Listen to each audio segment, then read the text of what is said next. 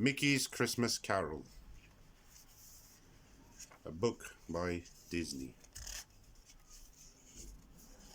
It was a Christmas Eve, and Ebenezer Scrooge was rushing through snowy London. Scrooge didn't like Christmas, and he didn't believe in helping the poor. He barged past carolers and wouldn't give a penny to anyone. Even when Scrooge's nephew, Fred, stopped by his office shouting, "Merry Christmas, Uncle Scrooge," Scrooge kicked him out. A while later, Scrooge's assistant, Bob Cratchit, stepped down from his stool to go home. "I suppose you'll be wanting tomorrow off," Scrooge barked. "But be here all the earlier the next day." "Thank you, Mr. Scrooge," cried Bob. "And Merry Christmas," he called. As he went, "Bah humbug," muttered Scrooge. Later that night, Scrooge locked up his office and went home.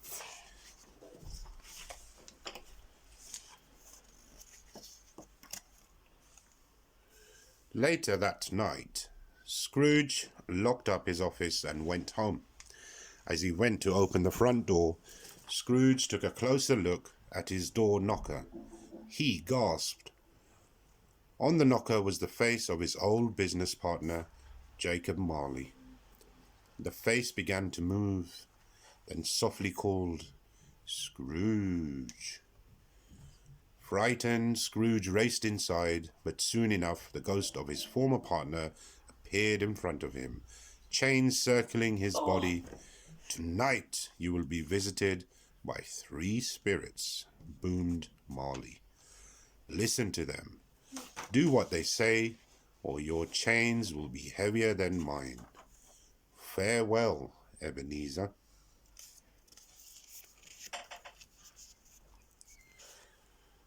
Scrooge went to bed, but not long later he was awoken by a little figure in a top hat. "I am the ghost of Christmas past," he told Scrooge. "You must come with me." But Scrooge laughed. "Look how small you are. Go away." "Silence," ordered the spirit. "If men were measured by kindness, you would be smaller than a grain of sand. We are going back to a time when Christmas was not humbug." The spirit commanded Scrooge grab hold of his coattails, and remembering Marley's terrible warning, he held on. The windows flew open, and instantly they were soaring over rooftops and chimneys, the spirit's little umbrella keeping them aloft. Soon they landed outside a brightly lit house. Joyful Christmas music filled the air. Peering through the windows, Scrooge couldn't believe his eyes. "Why, it's Isabel," he cried, suddenly remembering the girl he had once loved. "But who's she dancing so merrily with?" "That man was you, Scrooge," replied the spirit, "in the days when you, too, were kind and cheerful." Then the spirit whisked Scrooge away to another scene. Inside, Scrooge of many years before sat behind a desk covered in money. Isabel stood in front of him, tears in her eyes. "Why is Isabel crying?" asked Scrooge. Then he remembered he had taken Isabel's home from her when she could not pay her bills and refused to marry her.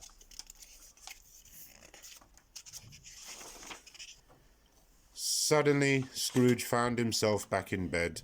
He thought it had been a dream, but then his thoughts turned to Isabel and how his chance of happiness with her had been ruined by his love of money. Scrooge put his head down and sobbed into his pillow. As he cried, Scrooge felt a heavy hand on his shoulder. He sat up, and beside his bed was a fierce-looking giant, feasting. "I am the ghost of Christmas present," he boomed. "There's no time to lose." And with that, the spirit picked Scrooge up and put him in his pocket. He then pushed open the roof and stepped outside as though from a doll's house.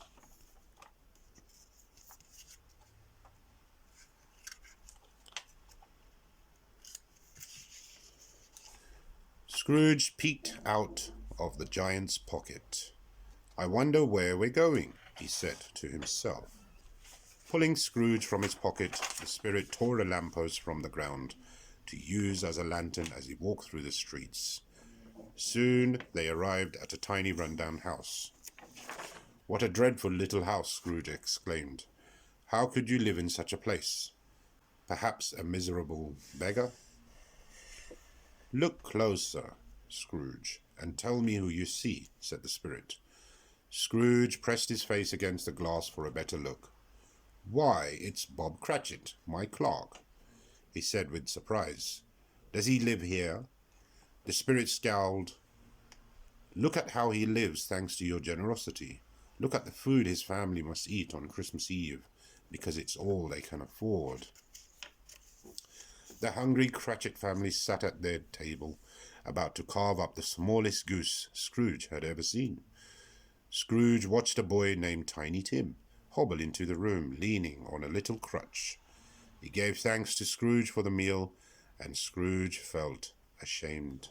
"Tell me, spirit, what's wrong with that kind lad?" asked Scrooge. "Much, I'm afraid," the spirit replied. "If these shadows remain unchanged, I see an empty chair where Tiny Tim once sat." Suddenly the scene went dark and Scrooge was alone, church bells tolling in the distance.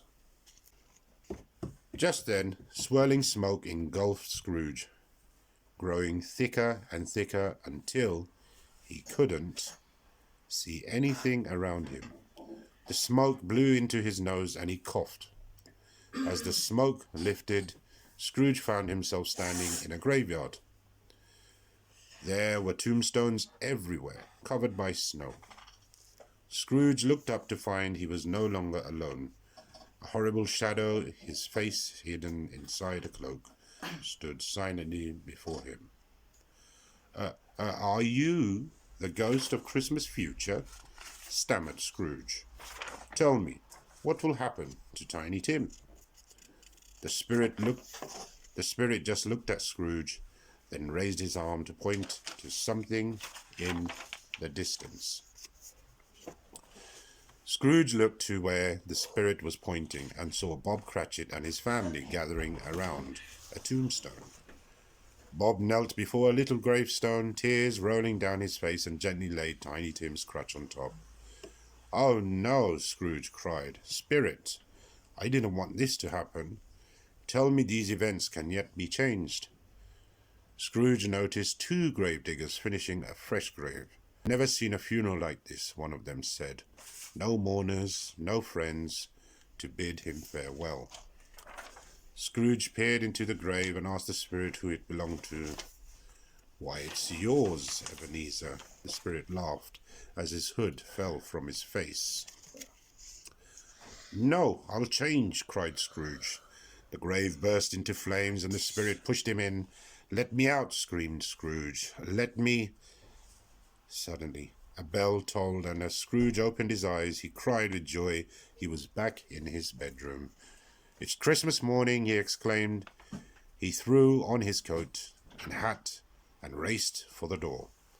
He ran out onto the street calling, "Merry Christmas!" to everyone he met. He gave two men a bag of coins each, who stood there speechless, wondering what had changed in grumpy old Scrooge. Scrooge even stopped his nephew when he saw him approaching in a wagon. Fred was so surprised by his uncle's cheerfulness that he almost fell off his carriage. Waving goodbye to his nephews, Scrooge continued on his way to Bob Cratchit's house.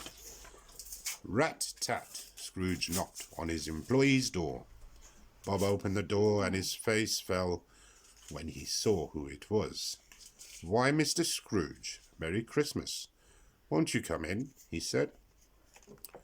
Scrooge stomped inside and dropped a heavy sack on the floor. Scrooge then broke into a massive smile and told Bob he was getting a pay rise, and he'd brought food and toys for his family. Bob Cratchit couldn't believe it. "Oh, thank you, Mr. Scrooge." "Merry Christmas, Bob," Scrooge said, as the whole family danced with joy. It was a Christmas miracle. And God bless us, everyone, said Tiny Tim.